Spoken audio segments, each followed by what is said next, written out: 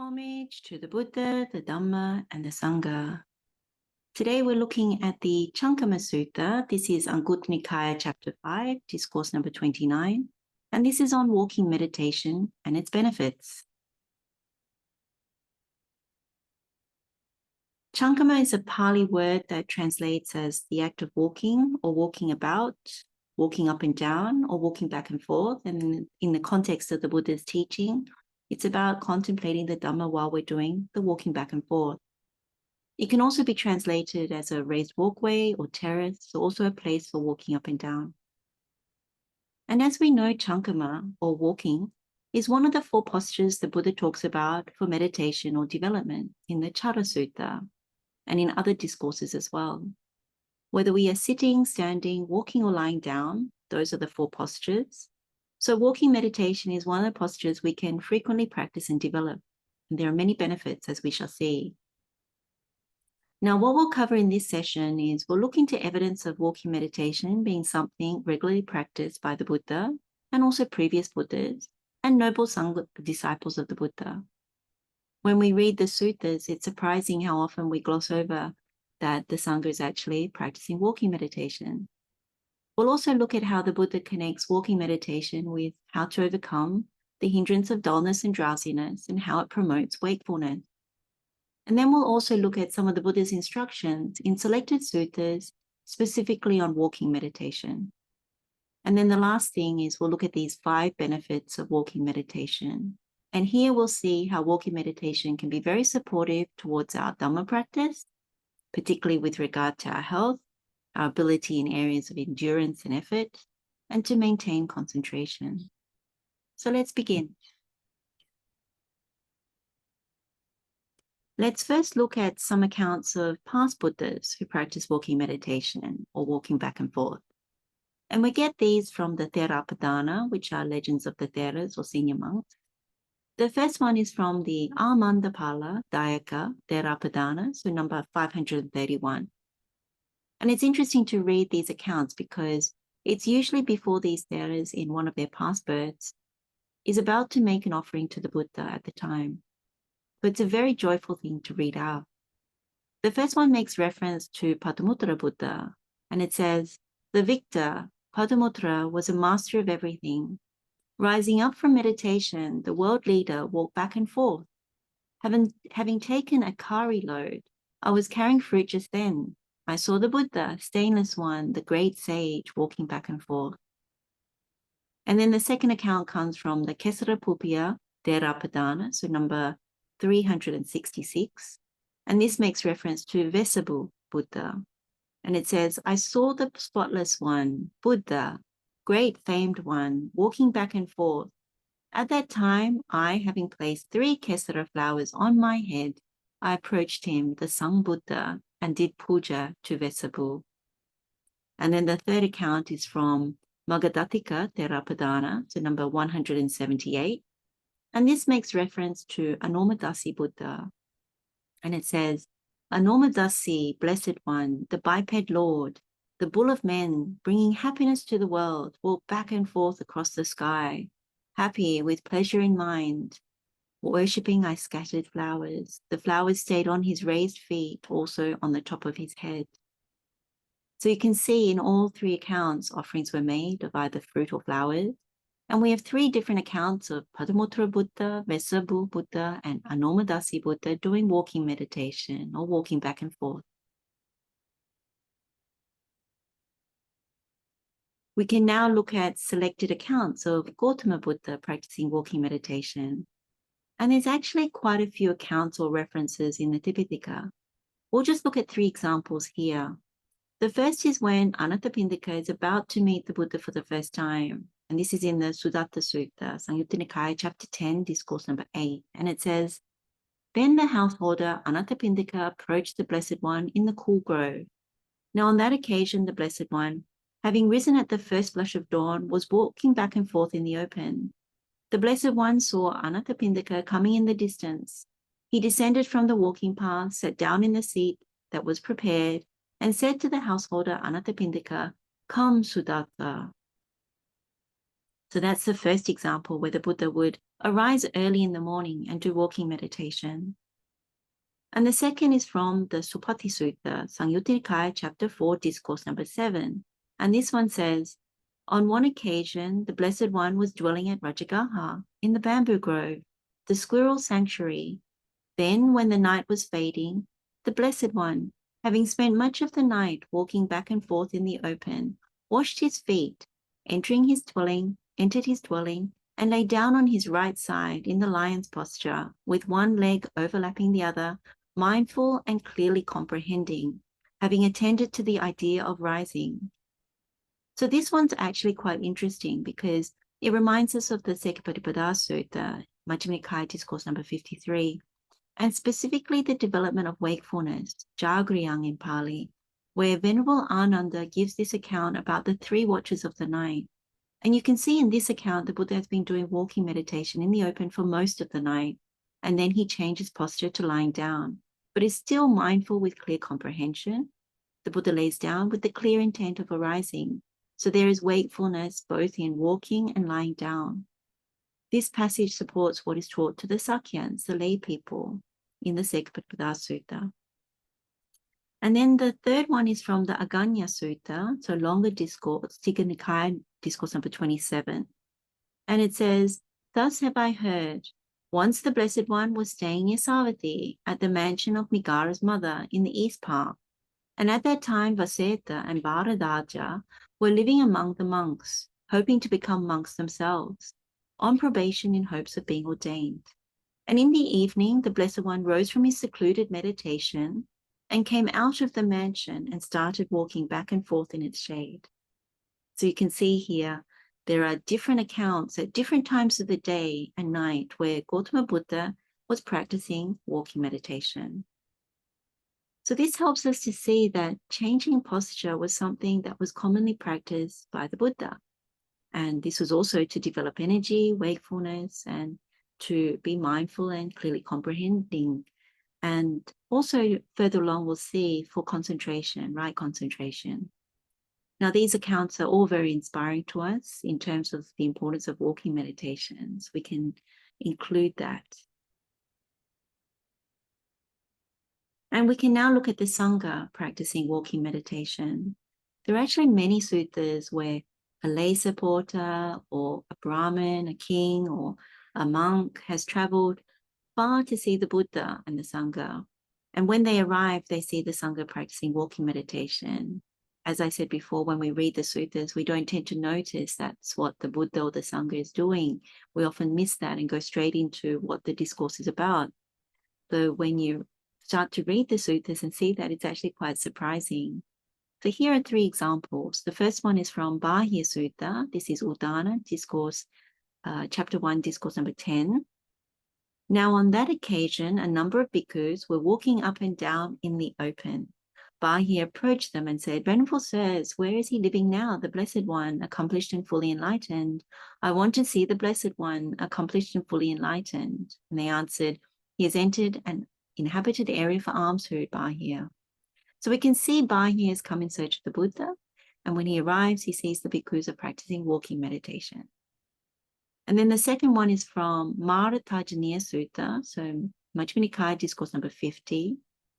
And it says, thus have I heard, on one occasion, the Venerable Mahamoggallana was living in the Bhaga country at Sumsuma Rajiriya, in the Besakala Grove, the deer park. Now on that occasion, Venerable Mahamoggallana was walking up and down in the open. And so that's Venerable Mahamoggallana doing walking meditation. And then the third one is from Dhammacettiya Sutta, Majjhima Nikaya, discourse number 89. And it says, now at that time, the Brahmin, Gotamukha, had arrived at Benares on some business. Then as he was going for a walk, he went to the Kemya mango grove. Now on that occasion, Venerable Udena was walking up and down in the open. Gotamukha approached and exchanged greetings with him. So in this case, Venerable Udena was walking up and down. So those are the 3 examples of the Sangha practicing walking meditation. Again, very inspiring in terms of making effort, cultivating wakefulness, and maintaining vigilance towards the practice. So we can see that walking meditation is mentioned very clearly with regards to developing and being intent on wakefulness. And as we said earlier, this is Jagrayang in Pali. Wakefulness is highlighted a number of times in the suttas as part of the Sekha's mode of practice. As learners and trainees, we are encouraged to become accomplished in wakefulness when we develop the Noble Eightfold Path. One particular sutta is the Aggañña Sutta, and this is Anguttara Nikaya chapter 4, discourse number 37, which talks about a bhikkhu who possesses 4 qualities, that is, accomplished in a virtuous behavior, Sila Sampanno, guards the doors of the sense faculties, Indriya Suguttadavaro, observes moderation in eating, Bojaniya Metanyo, and is intent on wakefulness, Jagrayang Anuyuto. And possessing these qualities is incapable of decline and is in the vicinity of Nibbana. And then another sutta reference is the Āmaṇḍaphaladāyakattheraapadāna Sutta, Anguttara Nikaya chapter 3, discourse number 16. A bhikkhu who possesses these 3 qualities, so guards the doors to the sense faculties, moderate in eating, intent on wakefulness, is practicing the unmistaken way and has laid the groundwork for the destruction of the taints. So it is confirmed in these 2 discourses the importance of developing and having intent towards wakefulness among these other important types of conduct. It's because it means that we won't decline, that we're on the right path to destroy the taints, and therefore we're in the vicinity of Nibbana. So it's very powerful stuff. Now, where we find the definition for intent on wakefulness is from the Sekha-patipada Sutta that we mentioned briefly before. And if you've been following this channel, you know we had a separate Dhamma session on wakefulness as part of the series on the trainee's mode of progress. So in the Sekha-patipada Sutta, Venerable Āmaṇḍa stated, and how is a bhikkhu intent on wakefulness? Here during the day, while walking back and forth and sitting, a bhikkhu purifies his mind of obstructive qualities. In the first watch of the night, while walking back and forth and sitting, he purifies his mind of obstructive qualities. In the middle watch of the night, he lies down on the right side in the lion's posture, with one foot overlapping the other, mindful and clearly comprehending, after noting in his mind the idea of rising. After rising in the last watch of the night, while walking back and forth and sitting, he purifies his mind of obstructive qualities. It is in this way that a bhikkhu is intent on wakefulness.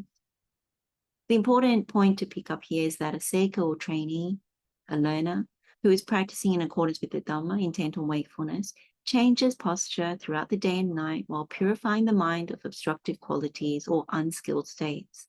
So in any posture, we don't want defilements, hindrances, or the 10 unskilled states to take hold. These are all rooted in greed, hatred, and delusion, as we know, and would take us away from the Noble Eightfold Path. And when lying down in particular, one must ensure mindfulness and clear comprehension is established and have a clear intention about getting up. And this is indicative of not wanting to slacken, nor indulge in dullness and drowsiness, which increases delusion and again takes us away from the Noble Eightfold Path.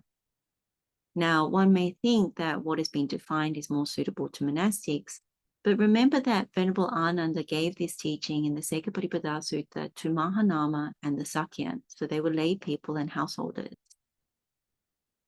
So Venerable Āmaṇḍa describes the upper level of what it takes to become accomplished in wakefulness. So that doesn't mean lay practitioners cannot start leaning in that direction.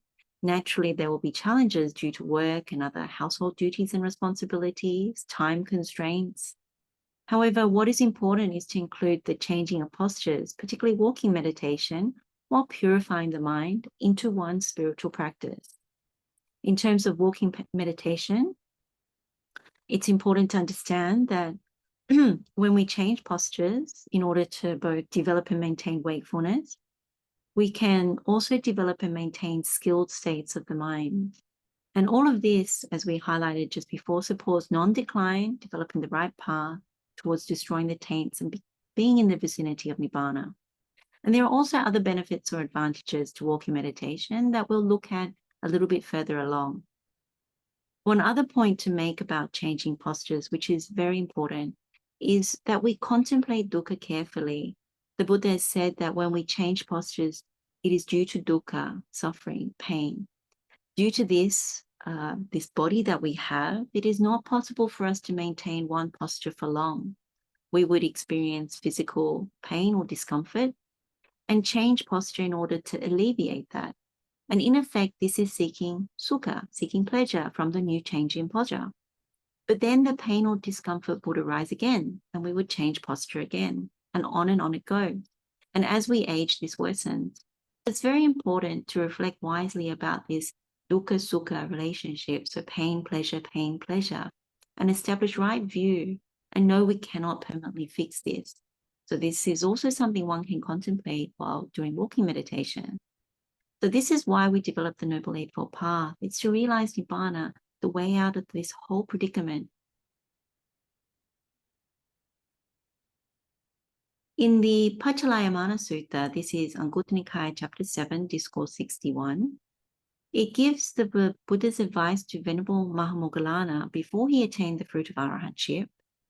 And in this advice, Venerable Mahamoggallana had been struggling with drowsiness and kept nodding off. And we've referenced this sutta a number of times. And so as we know, the Buddha came and gave a sequence of 8 instructions that one would use, one after the other, if the previous one didn't work, to abandon and overcome drowsiness. So in other words, different kinds of medicine to treat the sickness in the mind.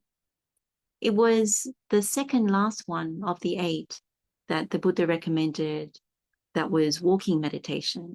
And the Buddha's words to Venerable Mahamoggallana were, but if you cannot abandon drowsiness in such a way, so the previous 7, you should undertake the exercise of walking back and forth, perceiving what is behind you and what is in front, with your sense faculties drawn in and your mind collected.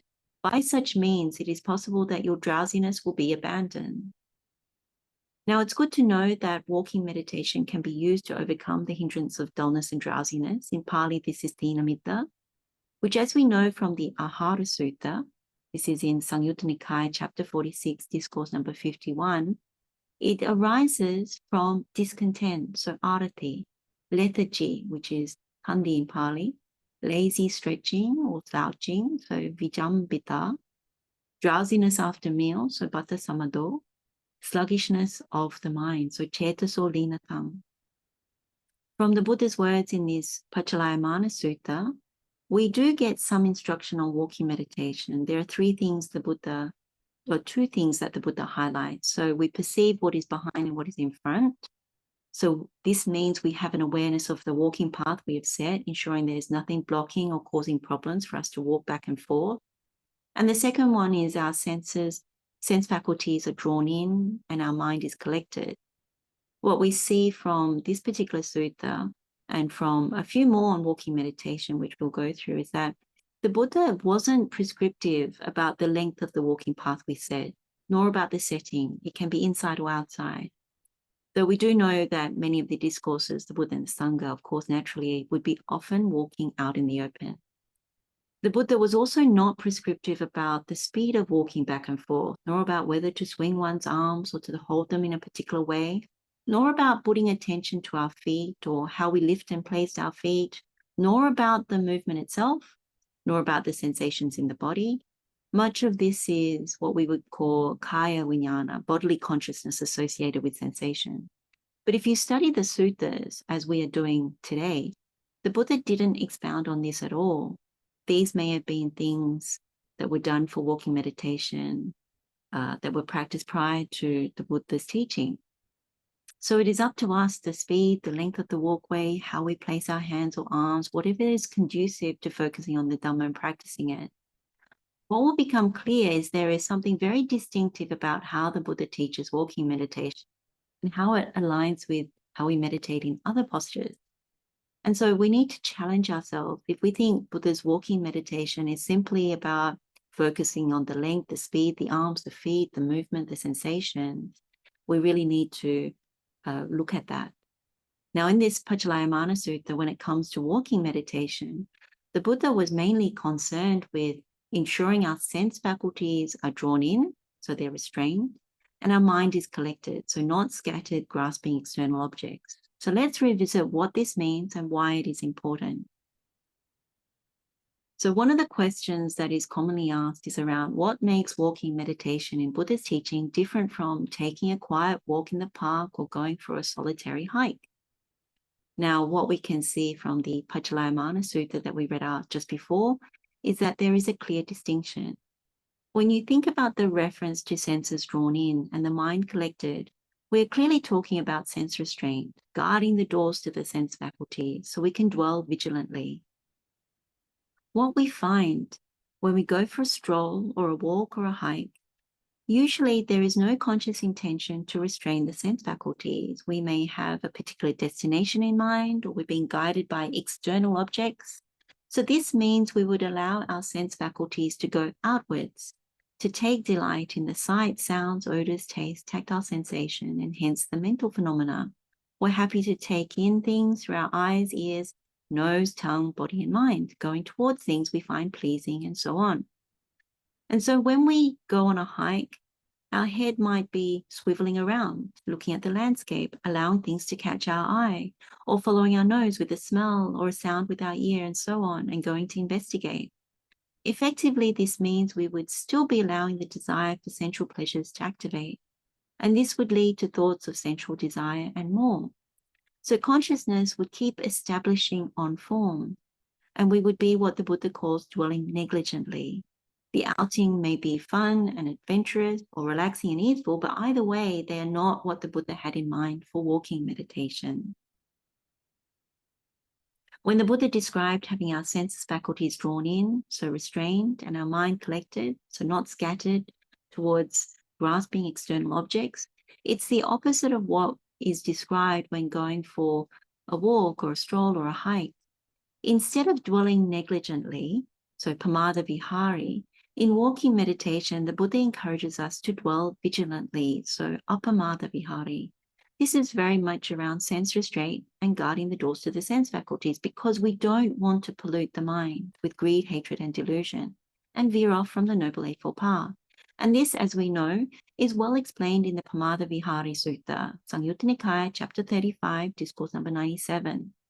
And we've previously examined this in detail in our session on safeguarding the mind by dwelling with vigilance. And there are other suttas as well, but the Pamada Vihari Sutta is particularly helpful. In the case of dwelling negligently, where we don't have sense restraint, then the mind becomes polluted or soiled.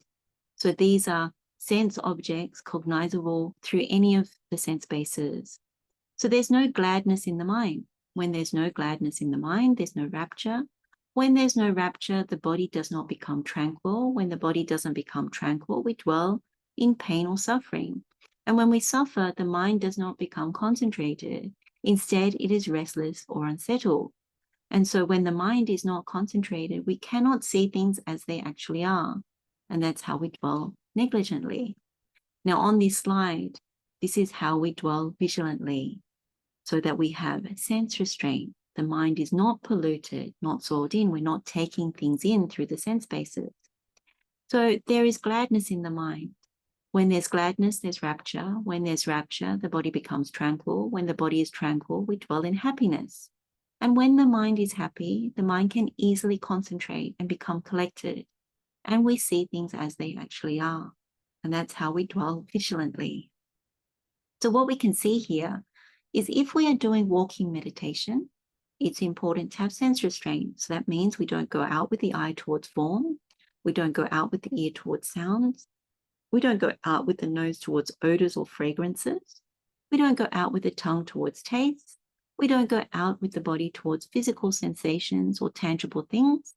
And we don't go out with the mind towards ideas or mental objects that are drawn in through these other faculties. And the last one regarding the mind and mental objects gets further clarified in the next few sutta references. But what is clear is we don't indulge in our stories and ideas that are rooted in greed, hatred, and delusion. So for example, in doing walking meditation, we don't revisit the argument at work or an issue we had with someone at the bank and get angry and, increase the greed, hatred, and delusion in the mind. Or we don't gossip about an old friend and reflect on that, something we've heard from another friend. We rein the mind in, knowing that those thoughts are unskillful. Now, if we are meditating on the Vipassana Sutta while we're doing walking meditation, then that can be different. We might be using those examples in order to cleanse the mind and abandon the unskilled states. That's different. So sense restraint becomes something that is very, very important when it comes to walking meditation. When you think about it, what the Buddha is saying is that we don't walk back and forth, letting our senses run amok, nor do we allow senses to get enticed towards external objects.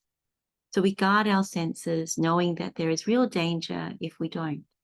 So a good pointer is always the simile of the tortoise, that it retracts its head and limbs when it senses danger. So in this way, practicing walking meditation out in the open can be very good for training sense restraint. For householders, there is often not an option for walking meditation in a quiet place. But that shouldn't preclude from doing walking meditation. In fact, a less than ideal place can often be helpful towards making more effort to overcome any lack of sense restraint. And one would feel good after having made that effort to train oneself and persist. For example, if we hear a sound, we stay guarded, not interested in those sounds. Even if we slip and follow that sound, we bring it back once we catch it. Or if we smell freshly cooked food, we don't follow that smell and automatically give up our meditation. Likewise, if there's a color or shape that catches our peripheral vision, we don't go and look at it. We just give it up without any interest towards it and stay on the task of walking meditation.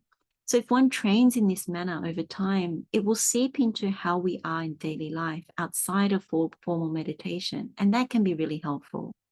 So instead of abhinandati, abhivadati, ajosayatitati, that is, as we know, taking delight, welcoming, and remaining holding to it, so these forms, we nabhinandati, nabhivadati, najosayatitati. We don't take delight, don't welcome, and don't remain holding to those things. So this is how, when we practice walking meditation correctly, our faculties remain calm, we remain peaceful, and we're no longer burning with greed, hatred, and delusion.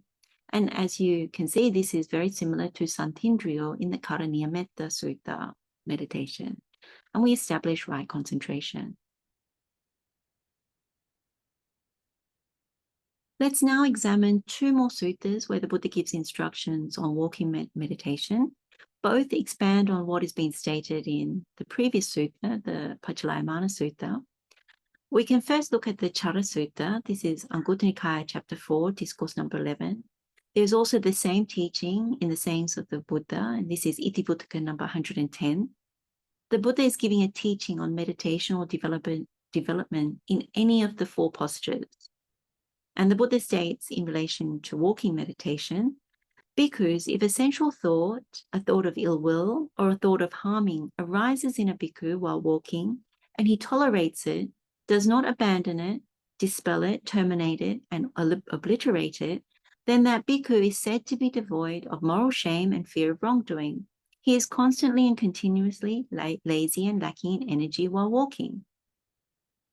And then later on it says, but bhikkhus, if a sensual thought, a thought of ill will, or a thought of harming arises in a bhikkhu while walking, and he does not tolerate it, but abandons it, dispels it, terminates it, and obliterates it, then that bhikkhu is said to be ardent or active, and to fear wrongdoing. He is constantly and continuously energetic and resolute while walking.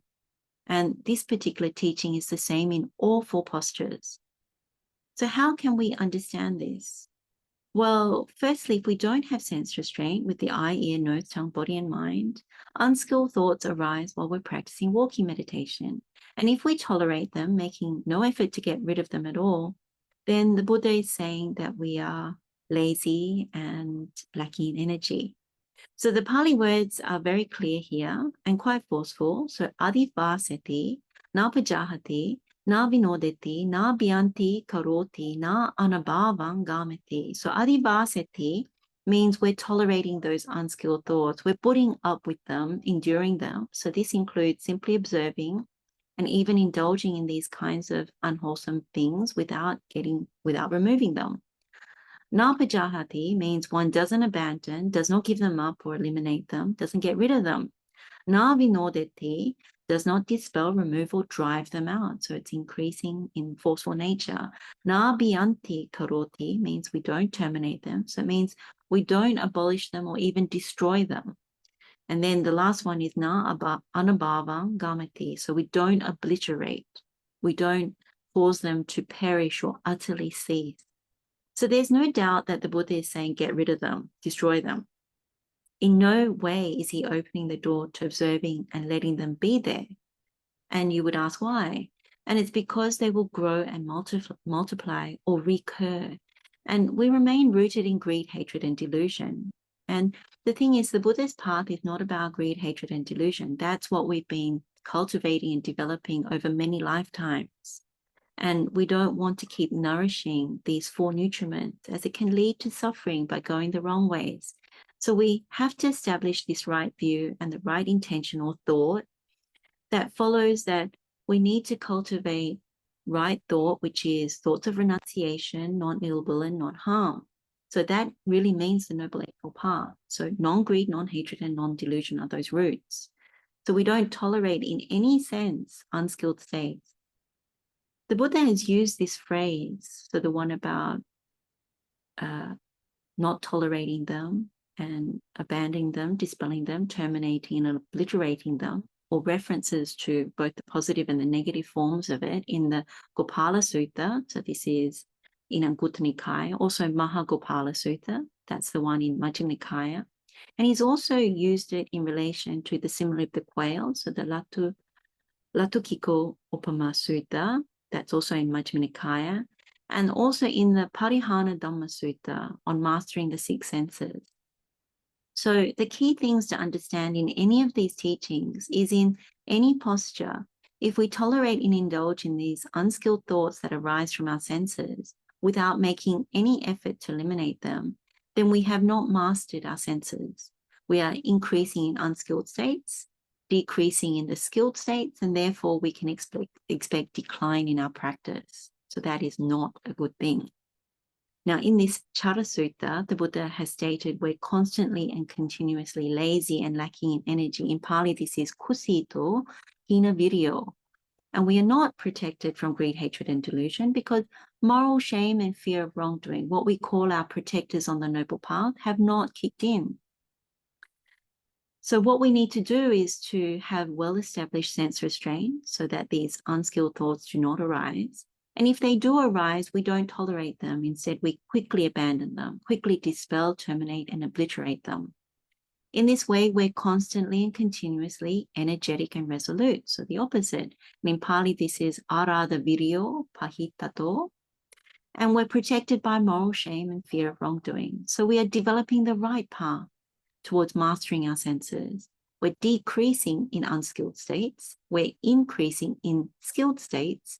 And we're making progress in our practice. So based on this teaching in the Cara Sutta, it's very important to make sure we're doing walking meditation correctly in accordance with these teachings. So knowing what is wholesome versus unwholesome, skilled versus unskilled, is the key to establishing right view. And this is the emphasis when we begin doing walking meditation and while we're doing walking meditation. So we are practicing the Noble Eightfold Path, that the other path factors can develop from there. And it is also what helps us to attain path and fruit. And this is highlighted in the Kosambhya Sutta. We would admit transgressions and make sure we remove them. So we may have learned another method of walking meditation in a different tradition or even under the guise of the Buddha's teachings. But whatever the case may be, it's good to ask ourselves whether we are actually being slack or lazy or lacking in energy when we are doing our walking practice or any of the postures for that matter. If so, the Buddha has given us clear instructions here how to correct this. And in the last part of the Cara Sutta, the Buddha reiterates, whether walking or standing, sitting or lying down, one who thinks bad thoughts connected with the household life has entered upon a dire path. And in Pali, this is kumagga patipanno. So they've gone the wrong path. Infatuated by delusive things, such a bhikkhu cannot reach the highest enlightenment. But one who, whether walking, standing, sitting, or lying down, has calmed his thoughts. So this last part, vitakka samayitavana. So this is really, you calm your thoughts through sense restraint, not polluting the senses and the mind, getting rid of the unskilled states, and then you dwell vigilantly, as we saw from the Pamada Vihari Sutta, and delights in the stilling of thought. A bhikkhu such as this can reach the highest enlightenment. So this is our encouragement from the Buddha. The other discourse we can look at is the Sila Sutta. This is the one from Anguttara Nikaya, chapter 4, discourse number 12, so the one immediately after the Cara Sutta. Here the Buddha has stated, bhikkhus, if a bhikkhu has gotten rid of covetousness and ill will while walking, if he has abandoned dullness and drowsiness, restlessness and worry and doubt, if his energy is aroused without slackening, so this is ara, the hoti viriyang, and also asalinang, so energetic or strenuous, active, so not sluggish, very upright in the mind. If his mindfulness is established and unmuddled, if his body is tranquil and undisturbed, if his mind is concentrated and one-pointed, then that bhikkhu is said to be ardent and to dread or fear wrongdoing. He is constantly and continuously energetic and resolute while walking. So this is similar to the previous Cara Sutta, apart from making specific reference to getting rid of the 5 hindrances. And here, instead of sensual desire, the Buddha uses covetousness. But then he also references ill will, dullness and drowsiness, restlessness and worry and doubt. So these are unskilled or unwholesome states that are rooted in greed, hatred, and delusion. So again, Buddha is emphasizing establishing right views so we can develop the Noble Eightfold Path from there. If we do so, then we arouse energy. We are active, not passive in our efforts, and we're not slacking off. In this way, we're establishing mindfulness. So we're purifying for unskilled states. And that means we're no longer forgetful or muddle-minded.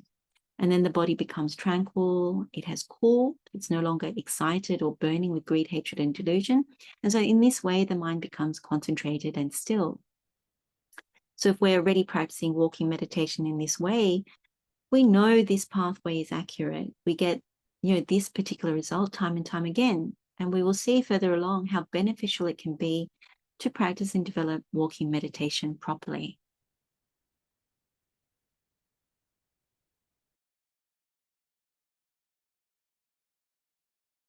We've now confirmed how the Buddha has instructed to develop walking meditation. Hopefully we can all improve and adjust whatever it is we may have gotten wrong, or confirmed what we are doing that is right. Now we can turn to the 5 benefits of walking meditation. And as we said, this is from the Cankama Sutta, Anguttara Nikaya, chapter 5, discourse number 29. And it says, bhikkhus, there are these 5 benefits of walking meditation. What 5? 1, one becomes capable of journey.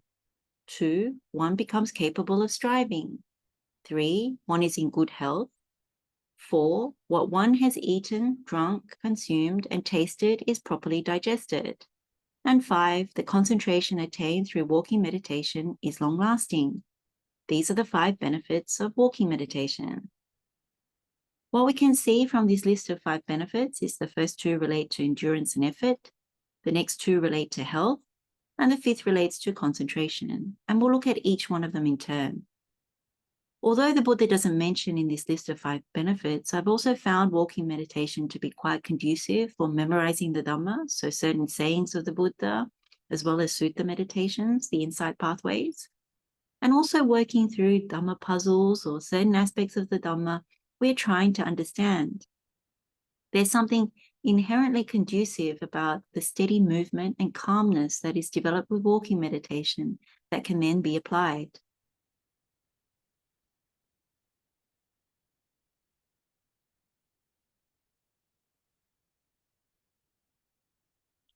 The first benefit is stated as one becomes capable of journeys, adana kammo in Pali. So let's look at this one first. So adana can be translated as a long path, time, journey, or travel. Kammo, in all these cases, can be translated as to tolerate, to endure, to forbear, to be patient, to be capable, or to be fit for. So one is capable or fit for journeys or travel. So this means in the case of bhikkhus for alms round, and for everyone to execute duties and responsibilities, to cover long distances, and to travel, to share Dhamma and things like that. There's a sense of building up stamina for long journeys or for tolerating long periods of time.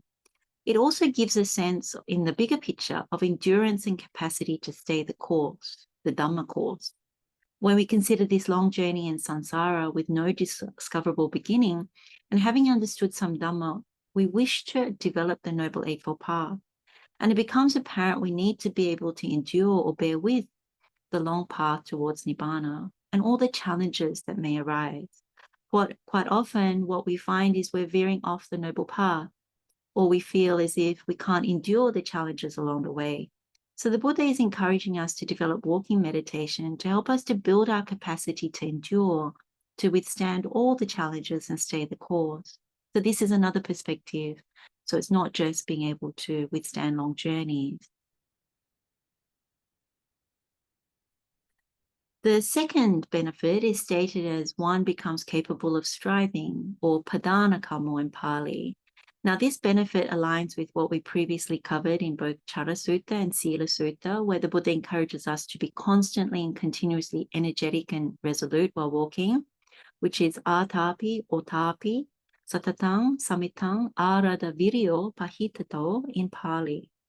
So let's look at a few more parallel suttas to expand on our understanding a little, because when we link a few of these things up, you can see how this whole pathway, how effort is particularly important, how being capable in striving is quite important. Then you see why walking meditation is also very good for that. So the first sutta to look at is this Anuruddha Mahavitaka Sutta. This is Anguttara Nikaya, chapter 8, discourse number 30. And it explains why it is said Dhamma is for one who is energetic. When it was said this Dhamma is for one who is energetic, not for one who is lazy, with reference to what was he said? Here, a bhikkhu who has aroused energy for abandoning unskillful qualities and acquiring skillful qualities, one has strength, firm in one's efforts, does not put down one's responsibilities with regard to cultivating skillful qualities. Just as an aside, this passage is actually about the good quality of arada viryo, those last few words about having strength, firm in one's efforts, does not put down one's responsibilities or shirk responsibilities with regard to cultivating skillful qualities. This is mentioned in Sekha-patipada Sutta, but also in the simile of the citadel or fortress. And so this is why when it is said the Dhamma is for one who is energetic, not for one who is lazy, it is with reference to this, that this was said. So there's also a separate Dhamma session on arada viryo, being energetic or resolute or arousing energy in our Trainees Mode of Progress series. Now, as we highlighted earlier, this is to ensure we establish right view. And it's applicable in any posture, not just walking meditation. Now, if we don't do this, then the Buddha would call us lazy and lacking in energy. And when we think about just the idea of energy or effort, virya, and this is also part of striving, then we know it's a power, one of the balas. It's a spiritual faculty, an indriya. It's a base of power. So it's virya, iddhipada, also factor of enlightenment, virya bojjhanga, as well as sambojjhanga, as well as part of the four right striving, as we shall see. And therefore also Noble Eightfold Path, because samma vayama, right effort, is part of that too. So you can see this particular aspect is quite central to developing our practice. More specifically on the four right striving, the sutta reference here is to the Padana Suttas, so Anguttara Nikaya, chapter 4, discourse number 13 or discourse number 69. Now, these are fundamental to developing the Noble Eightfold Path. One with right view will certainly develop these, as they will certainly help us to eventually destroy the taints. And so far, when we've studied 2 out of the 4 doorways to Nibbana or profitable directions, so far we've done the painful practices, we've applied the first 2 of the 4 right striving to develop those meditations. So in the Padana Sutta, the Buddha has said, bhikkhus, there are these 4 right strivings. What for? 1, here a bhikkhu generates desire for the non-arising of unarisen, bad, unwholesome states. He makes an effort, arouses energy, applies his mind and strives. He generates desire for abandoning of arisen, bad, unwholesome states. He makes effort, arouses energy, applies his mind and strives. So that's the second one. The third is he generates desire for the arising of unarisen, wholesome states. He makes an effort, arouses energy, applies his mind and strives. And then the last one, he generates desire for the persistence of arisen wholesome states, for their non-decline, increase, expansion, and fulfillment by development. He makes an effort, arouses energy, applies his mind, and strives. These are the 4 right strivings. Those who strive rightly overcome the realm of Mara.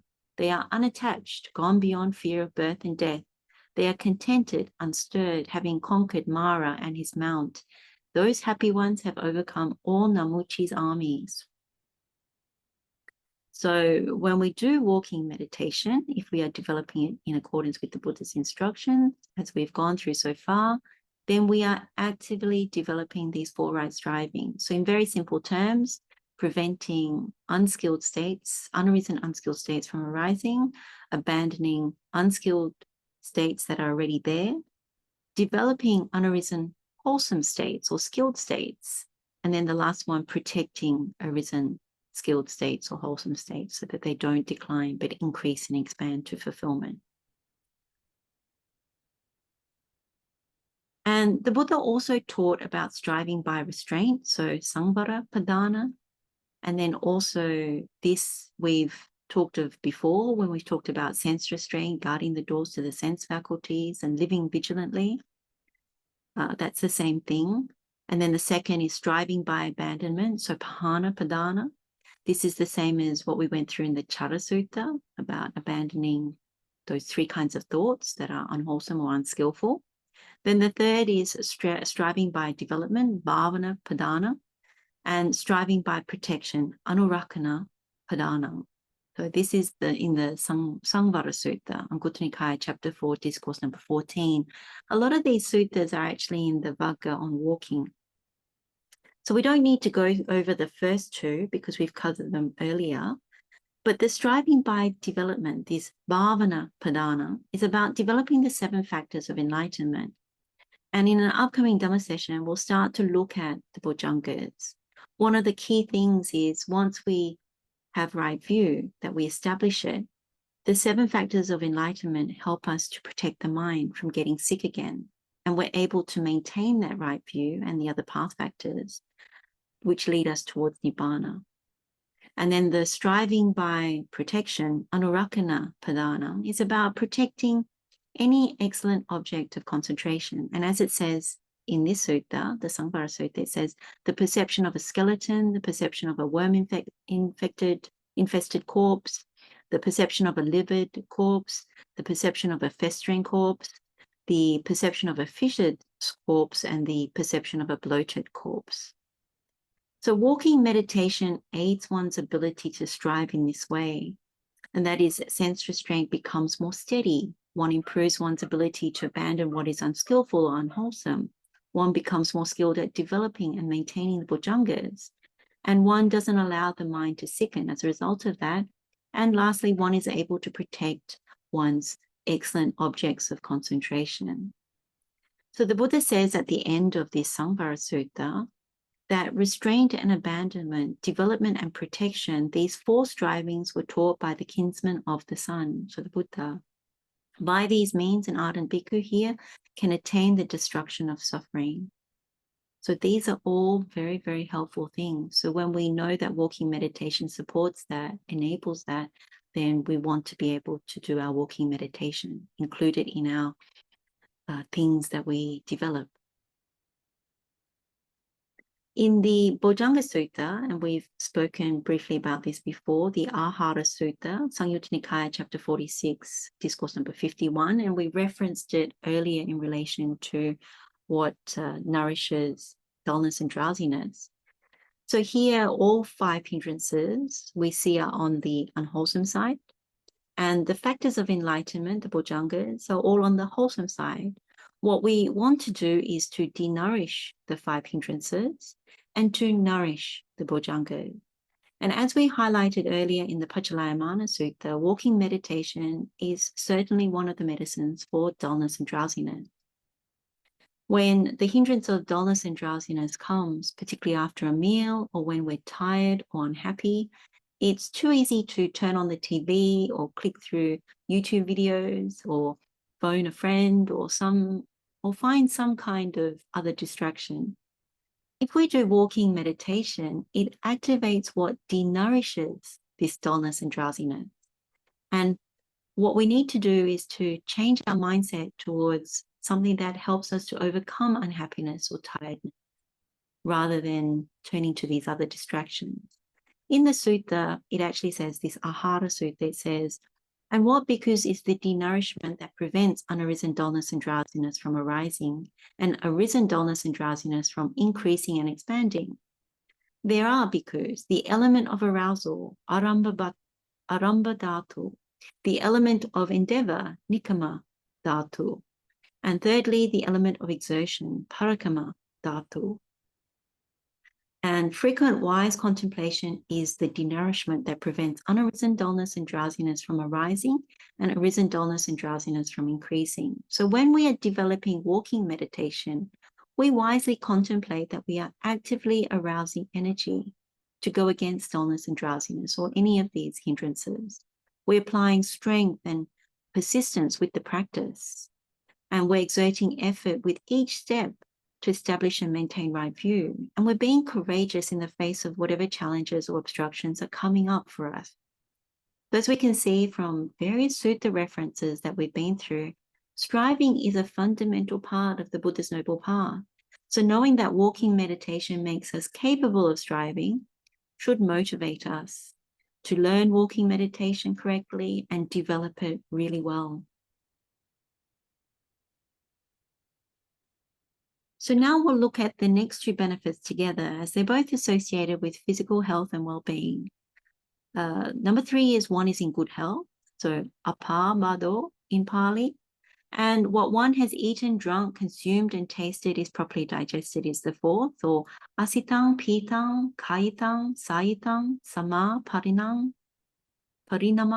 gachati in Pali. Excuse the Pali reading out. Our bodies are of the nature to sicken and also to age. So this is something that we know when we do our reflection. If we are weak or sick, then we know that it becomes a significant impediment towards training and practicing and progressing in Dhamma. So we've looked at the Samaya Sutta before. This is Aggañña Sutta, chapter 5, discourse number 54. And in that sutta, when we looked at it, the Buddha had stated, if we are sick, overcome by illness, it is an unfavorable occasion for striving. But when we are seldom sick or afflicted, then it is conducive for striving. So as the body ages or sickens, it becomes increasingly important to find ways to sustain the body in relatively good health. And I say relatively because we know the body is of the nature to age and sicken. So we can't fully overcome that. It's just relative good health that we're looking at. And this is because we want to be able to continue to practice and progress in Dhamma, because this will also support our mental well-being. The Buddha has stated that walking meditation is one of the ways that we maintain relatively good health. And the other way is actually moderation in eating. And we've examined that as part of the trainee's mode of progress based on the Sekha-patipada Sutta. And also, if you read the suttas, the Buddha talks about the consumption of congee or rice porridge because of its digestive health benefits. That's also good and supportive for relatively good health. So let's now look at these two benefits a little bit more. Now, when we had our Dhamma session on Jivaka Kumarabhaja, so physician to the Buddha and the Sangha, as one of our role models, if you remember, he advised the Buddha to allow walking paths for saunas and saunas for the monks. Now, this account was given in the Vinaya, and it was on the chapter on short topics. And in this particular story, what is important, and it's not just for monastics, but when it comes to our bodies being full of impurities due to the different kinds of meals we consume. So bear that in mind as we read it out. At this time in Vesali, people have arranged a succession of fine meals. After eating the fine food, the monks were often sick, their bodies being full of impurities. Just then, Jivaka Kumarabhaja was in Vesali on some business, and he saw those monks. He went to the Buddha, bowed, sat down, and said, "At present, sir, there are monks who are often sick, their bodies being full of impurities. It would be good if you would allow walking meditation paths and saunas. In this way, the monks will rarely get sick." The Buddha then instructed, inspired, and gladdened him with a teaching, after which Jivaka got up from his seat, bowed, circumambulated the Buddha with his right side toward him and left. Soon afterwards, the Buddha gave a teaching and addressed the monks. I allow walking meditation paths and saunas. And the account goes on to outline the Buddha's allowances for different kinds of walking paths owing to difficulties that came to the monks because they were walking on uneven pathways. So we can see from Jivaka Kumara Bhattacharya's advice, developing regular walking meditation practice means one will rarely get sick. And that's Buddha's doctor's advice. And there are a number of suttas that list 5 factors that support striving and yearning for the destruction of taints. And one of the 5 is that one is seldom ill or afflicted, possessing an even digestion that is neither too cool nor too hot, but moderate and suitable for striving. And that appears in 2 suttas, the Padana Sutta and also the Caṅkama Sutta. And then the same 5 factors are also given in the Pathamapatthana Sutta, and that's Anguttara Nikaya, chapter 5, discourse number 135. And there the Buddha states that if one possesses these 5, additionally, one then can yearn for the destruction of the taints. And it's interesting to note that having an even digestion plays an important part in striving and wanting to destroy the taints. Now, if you've been afflicted before or are currently afflicted with poor digestion or something like indigestion, bloating, gastritis, heartburn, or other similar ailments, then you would know how difficult it can be to arouse energy, make effort and strive, let alone have the desire to destroy the taints. So walking meditation helps us to have good or even digestion. And as it says in this Caṅkama Sutta, whatever we have eaten, drunk, consumed, and tasted is properly digested. So for example, rather than sitting or lying down straight after a meal, which we can be prone to do, it's better to do walking meditation. It's a way of not succumbing to dullness and drowsiness as well that comes straight after consuming a meal. So if you decide to lie down after having done the period of walking meditation, at least you've gone beyond that initial dullness and drowsiness. You haven't succumbed to it immediately. And as we already know, moderation in eating also helps to support this. In this way, we can feel good about making effort to strive rather than slacking off. And each person can decide what works for them. But when you see that it also has health benefits, then it's more encouragement towards walking meditation. And the 5th and final benefit of walking meditation is stated as the concentration attained through walking meditation is long-lasting. So this is Caṅkama Adigato Samadhi Chiratitiko in Pali. So Chiratitiko can also be translated as not just long-lasting, but enduring or perpetual. Now, if we're honest, we can develop and maintain concentration, usually during our sitting meditation. But outside of that, it usually wobbles or gets completely destroyed. And we're talking about right concentration here. So not mundane concentration that comes with giving full attention to mundane things, such as if we're concentrating at work or concentrating to do some kind of sport or that sort of thing. We're not talking about that, but rather we're talking about the steady, unshakable right concentration that comes from contemplating the Buddha's words correctly and being able to penetrate them and to develop the enlightenment factors, all the Bodhipakya Dhammas as part of that when we regularly practice walking meditation. In this way, what happens is we develop wisdom. Now, when you understand what the Buddha has taught about walking meditation, that it is not solely about giving attention to the feet or the sensations as we walk, but rather about wisely contemplating the Dhamma and developing in accordance with the Dhamma, then the whole practice of walking meditation takes on a different dimension. Now, from my own experience, while walking back and forth, this walking meditation, if we keep the mind drawn in, it is possible to attain the jhanas by doing the same sutta meditations we do in the sitting posture or the standing posture or the lying down posture. And while walking back and forth, it is also possible to develop all 7 factors of enlightenment. And having developed them, move between them, as Venerable Sariputta has said, like changing clothes.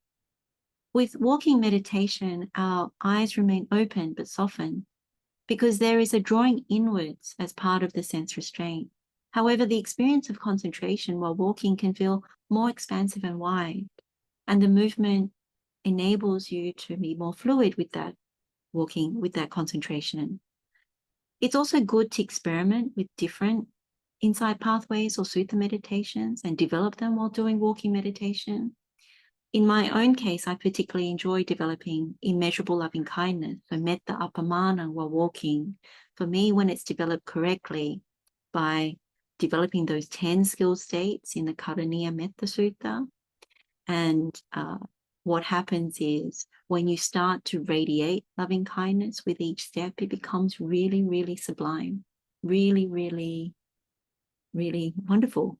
And in terms of training, it's helpful to develop and practice things like the iddhipadas, so the 4 bases of power, the 7 factors of enlightenment, the bojjhangas.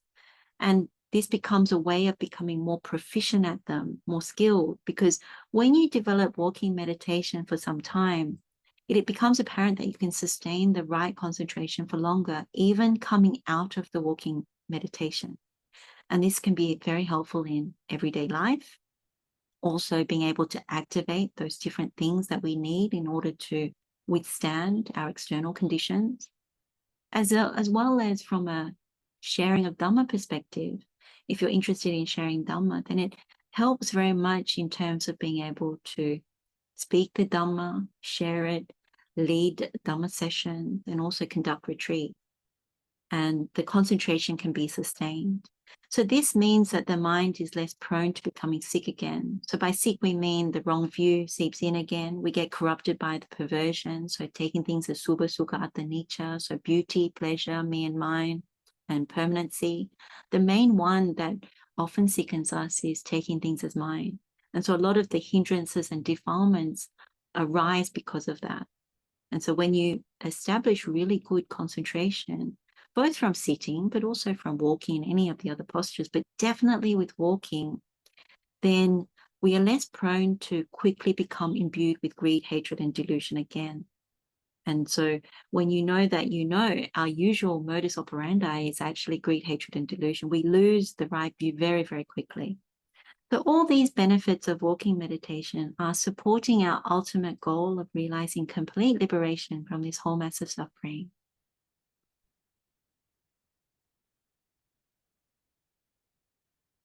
We've now come to the end of our session. Let's have gratitude for the Buddha for all these teachings. We can now share the merit with all sentient beings. May all beings be happy and well. May all beings be free from suffering. Blessings of the Triple Gem. Theruwan Saranai.